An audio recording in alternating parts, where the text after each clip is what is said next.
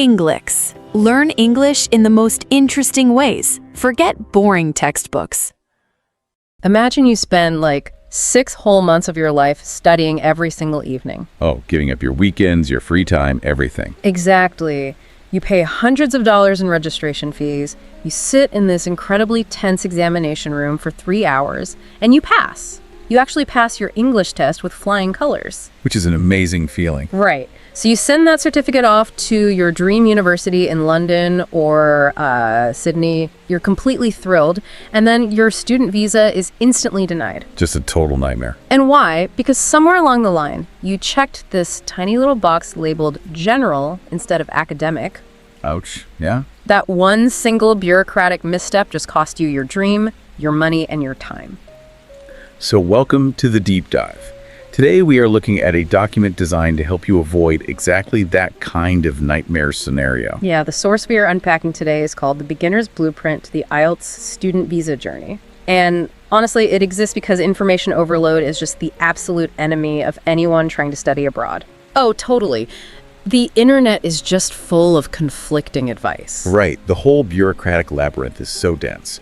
So this blueprint is designed to just strip away all that complex vocabulary and focus entirely on the foundational steps, the actual requirements for international study. And we should probably start by defining the massive acronym at the center of all this, right? Because the blueprint assumes you are going to see it everywhere. You definitely will. So IELTS stands for the International English Language Testing System. It is essentially this strict bureaucratic checkpoint that you have to clear before you can even think about packing your bags. Yeah, specifically for universities in first world countries like the UK, the US, or Australia. Right. It's like this magical passport you need. But that brings us to a core tension that the blueprint highlights right away.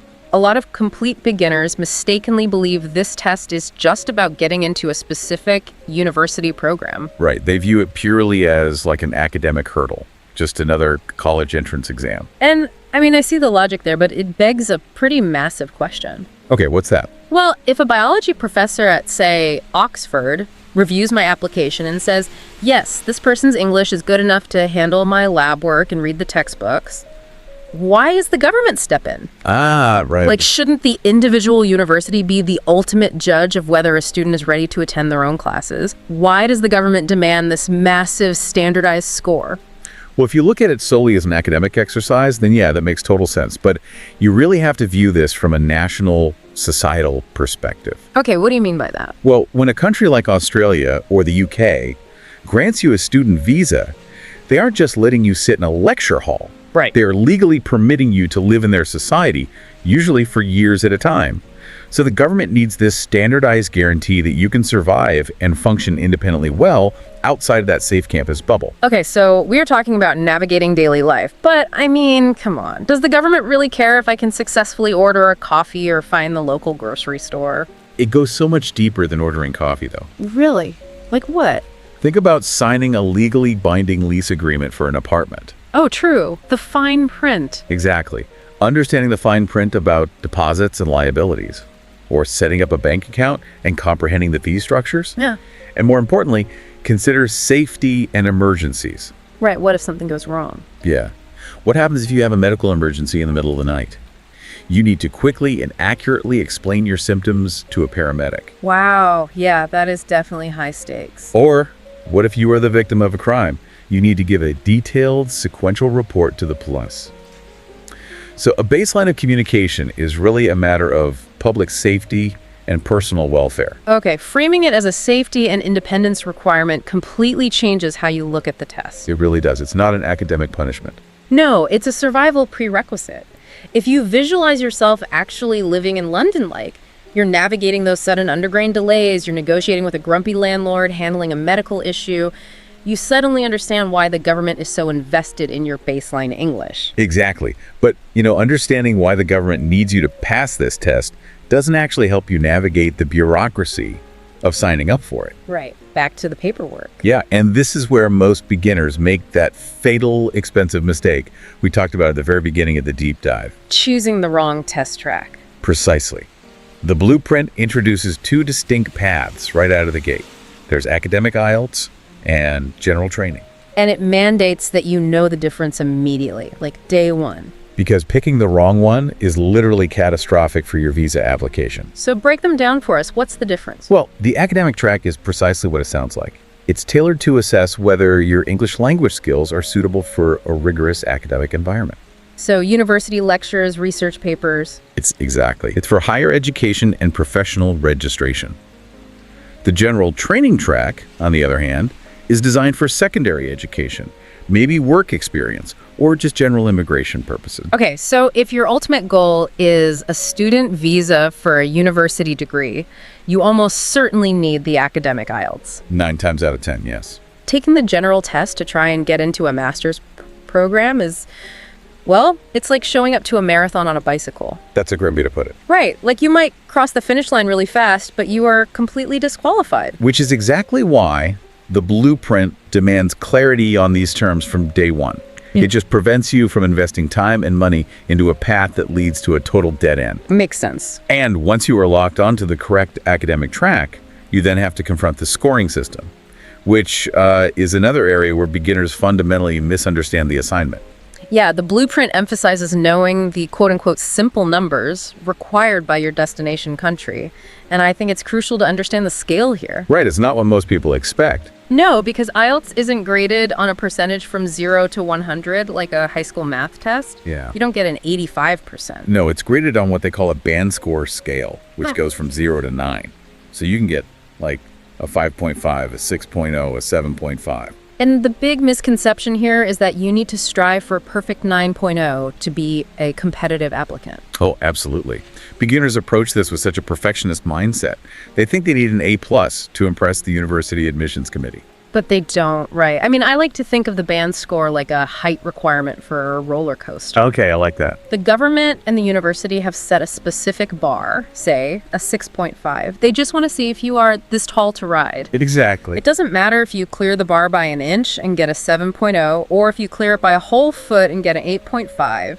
You just have to prove you meet the baseline to safely enjoy the ride. That's spot on. The visa officer isn't going to give you some kind of better or premium visa just because you scored an 8.5 instead of the required 6.5. Right, you're just in. That height requirement metaphor is highly accurate. It strips away that perfectionism that tends to just paralyze test takers. Yeah, because striving for perfect English is terrifying. It is. Your specific destination university will publish their required band score for your exact program. That number is your only target. You are aiming for a functional threshold of competency, not this absolute flawless mastery of the English language. Which has to be a huge relief for anyone just starting out. Oh, massive relief. Okay, so assuming we know our height requirement, say our target band score is a 6.5, and we are firmly registered for the correct academic track. Right. How do we actually prove we are tall enough? Like, what are the actual mechanics of this test? Well, the blueprint breaks it down into 4 distinct pillars: listening, reading, writing, and speaking. Okay, the classic 4. Yeah. And returning to our earlier discussion about surviving in a new country, these 4 pillars map directly onto those real-world scenarios. They simulate that whole 360-degree immersion you will experience abroad. Exactly. But the actual mechanics of how the test measures these skills, that's what consistently catches complete beginners off guard. Okay, let's dive into those mechanics then, starting with listening. How do you formally test someone's ability to listen? Because it's not just a matter of hearing words and repeating them back like a parrot, right? Not at all. The critical mechanism in the IELTS listening test is that the audio only plays once. Wait, really? Only once? Only once. It mirrors real life.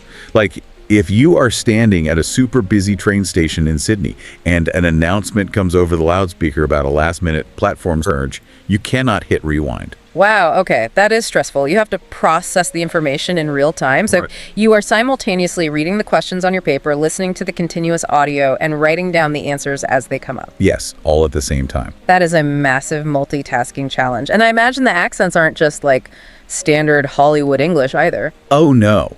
They intentionally incorporate a really wide range of accents. You'll hear British, Australian, New Zealand, North American. Because an international university campus is a global environment. Exactly. Your listening skills need to reflect that reality. Furthermore, the test actually forces you to develop predictive listening skills. Predictive listening, what does that mean? So you have to quickly scan the questions before the audio even starts. And you have to anticipate what kind of information you are listening for. Like, is this blank space asking for a date, a surname, or a price? Oh, I see. So you're setting a trap for the right piece of information. Yes, it's a highly strategic exercise.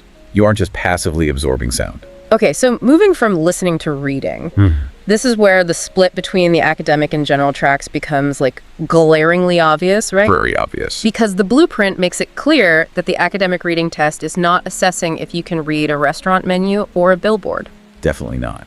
The academic reading module pulls texts directly from authentic academic journals, university textbooks, and scientific magazines. So really heavy stuff. Very dense. You are dealing with complex arguments, statistical analyses, high-level vocabulary. The general training, by contrast, might just ask you to extract information from an employee handbook or a local advertisement. Huge difference. But surely it's not just the complexity of the text that makes academic one so hard. It's the ticking clock, right? Oh, absolutely. You have 1 hour to read 3 massive passages and answer 40 intricate questions. That seems insane. It is a lot. It seems like it's essentially testing your ability to skim, scan, and extract crucial data under extreme pressure. That's exactly what it is. Time management is really the hidden metric in the reading section. If you attempt to leisurely read every single word of those 3 passages, you will completely fail. You just run out of time. You're meant to systematically locate the answers. Think about it. It's exactly what you'll be doing when a professor assigns 100 pages of dense reading for tomorrow's seminar, and you just need to find the core arguments quickly. Okay, that actually makes perfect sense for university prep. So then we cross over into the productive skills. Speaking and writing. Right. The output. And based on everything we've outlined, I would assume speaking is just the ultimate nightmare for a beginner. Oh, really? You think so? Well, yeah. Reading and listening are passive, you know. You are sitting quietly, receiving information. Even if you're stressed, you're invisible. But speaking is incredibly performative. That's true. You are sitting in a room face to face with a human examiner, and you have to formulate complex thoughts on the spot in a second language. It is absolutely the most emotionally taxing part of the test for a lot of people. The fear of sounding foolish, of forgetting a word and just freezing up entirely, it creates a massive psychological barrier. I can only imagine. What does that test even look like? The speaking test is divided into 3 distinct parts. First, basic introductory questions about your life, your hobbies, that sort of thing. Okay, that doesn't sound too bad. But then part 2 is a 2-minute monologue. You have to speak uninterrupted on a specific topic provided on a little cue card. 2 minutes, uninterrupted. Yep. And then finally, part 3 is a complex, 2-way discussion about abstract ideas related to that cue card topic. Wow. A 2-minute monologue feels like an absolute eternity when you are speaking a second language and someone is basically grading every single syllable. It does. It really does. But, and this might surprise you, while speaking carries the most immediate visceral anxiety, statistically and practically speaking, writing is very often the most difficult skill to master. Wait, really? The hardest to get a high band score in? Yes. I'm going to push back on that. How is writing harder than speaking on the spot? When you are writing, you have time to think. Sure. You can erase a mistake, you can plan your sentences. You have time, yes. But you do not have the safety net of a nodding listener. Nodding listener. Think about it. When you are speaking, even if you make a severe grammatical error or use the wrong tense, you can use your tone of voice, your hand gestures, and quick self-correction to bridge that gap. Oh, right. Like if they look confused, you can say, wait, let me explain that better. Exactly. The examiner is a human being who can see where you are trying to convey a point, and communication still happens despite the errors. But writing is permanent, solitary, and ruthless. The safety net of a nodding listener. Wow, that is a profound way to look at it, because you can't smile your way through a badly structured essay. Precisely. You just can't. The academic writing test requires intense structural precision and a really sophisticated vocabulary. You have 2 tasks in 1 hour. Okay, what are they? Task 1 asks you to analyze a graph, a chart, or a diagram and translate that raw data into a clear, objective report. Okay, that sounds very academic. Very. And task 2 is a formal essay arguing a specific point of view. And the grading criteria are unforgiving. What are they looking for? Well, they look quickly at your lexical resource, which is essentially the variety and precision of your vocabulary. So you can't just say a government policy is bad. You need to explain why it is detrimental, or ineffective. Right, you need those academic buzzwords. Exactly. And they're also judging your grammatical range. Writing just exposes the foundational gaps in a beginner's knowledge much more severely than a friendly conversation ever could. Wow. Given how high the stakes are across all four of these pillars, listening, reading, speaking, writing, and the intense mechanics involved in each, I imagine a beginner's first instinct is just sheer panic. Oh, panic is definitely the default. You see this massive mountain to climb, and the immediate reaction is probably to try and buy a solution, like throw money at the problem. Does the blueprint actually recommend dropping $500 on some elite prep course right out of the gate? Actually, no. The blueprint takes the exact opposite approach. Sure. Yeah. Its core mandate for the action plan is to identify first steps without using complex jargon. And crucially, it explicitly advises beginners to utilize free resources to practice. Which makes complete strategic sense when you really think about it, because when you pay for a premium course on day one, you are essentially paying an expert just to explain the format of the test to you. Exactly. You're paying them to tell you that the listening section has 4 parts, or that the writing section requires a 250-word essay. Which is crazy because that is information that is readily and freely available all over the internet. It's everywhere. When you use free resources like official practice tests on the IELTS website, free instructional videos, public library materials, or even just reading free BBC articles to mirror those academic reading texts, you learn the format at your own pace. You lower the barrier to entry. Right. And you allow yourself to make those inevitable beginner mistakes in a completely low-stakes environment. So you save your money for when you actually need it. Like once you know the format inside and out and you've taken a few free practice tests, you will start to identify your specific blind spots. Yes, that's exactly it. Then, if you realize you need to pay a tutor specifically to review your essays because you lack that nodding listener safety net we talked about, well then you are making a targeted high-value investment. Exactly. You aren't paying a tutor to read the rule book to you. You are paying them for targeted feedback on your weak points. That makes so much sense. That is really the underlying philosophy of the blueprint. It is built entirely on encouragement and strategic progression. Language preparation shouldn't begin with a high-stakes financial commitment that only adds to your baseline anxiety. Right, you're stressed enough already. Exactly. It should start with building confidence slowly. The blueprint emphasizes speaking slowly, clearly, and repeating important points, because repetition is how you build a solid foundation. And you can do that alone. You can. You could even practice the speaking module for free just by recording yourself, answering prompt questions on your phone. Then you listen back to catch your own hesitations and filler words. Oh, that's a great tip. It takes this massive, intimidating, bureaucratic checkpoint and breaks it down into actionable, free, daily habits. Exactly. So let's pull all of these threads together and kind of summarize the crucial steps we've extracted from this blueprint today. If you are a complete beginner looking to secure a student visa for the UK, the US, or Australia, step 1 is confirming your track. Yes.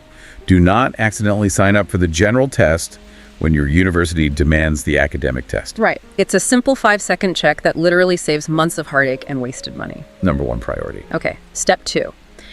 Identify your height requirement.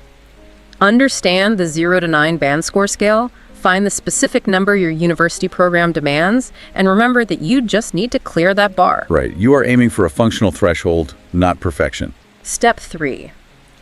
Respect the specific mechanics of the 4 pillars. Prepare for the one-time audio and multitasking of the listening test. The dense journals and the ticking clock of the reading test. The performative anxiety of the speaking test. And of course, the ruthless structural demands of the writing test. Yes. And finally, step 4. Start with free resources. Learn the layout of the maze on your own before you pay a premium guide to walk you through it. Save your financial resources for targeted feedback later in the journey. Perfect summary. And just remember that feeling completely overwhelmed right now is just part of the normal process. It really is. Every single expert, every single international student currently sitting in a lecture hall in London or Sydney, they all started exactly where you are right now, staring at a blank application form and wondering how they were ever going to pass this test. But breaking it down into these manageable pieces is the actual blueprint for success. Which brings me to a final thought I want to leave you with today. Oh, okay. Let's hear it. We've talked extensively about how mastering these 4 skills is your bureaucratic ticket to surviving and thriving in a foreign country, right? But Consider the internal shift that happens along the way. How might formally preparing for this standardized test actually change the way you communicate in your own native language? Oh, that's an interesting angle, because it forces a level of metacognition, like actively thinking about how we construct our thoughts and articulate our arguments that we almost never apply to our mother tongue. Think about it. When you spend months actively anticipating information in a listening exercise, or carefully structuring an argument to ensure your lexical resource is precise, or writing without the safety net of a sympathetic listener to fill in the gaps, you are building incredibly strong muscles of intentionality. You really are. Does the strict discipline of learning a second language ultimately make you a clearer, more precise, and more empathetic communicator overall? It's something to think about, because once you master that strict bureaucratic checkpoint to get into the country, you might just find that the preparation changed you too. Thanks for joining us on this deep dive. We'll catch you on the next one. Englix. Learn English in the most interesting ways. Forget boring textbooks.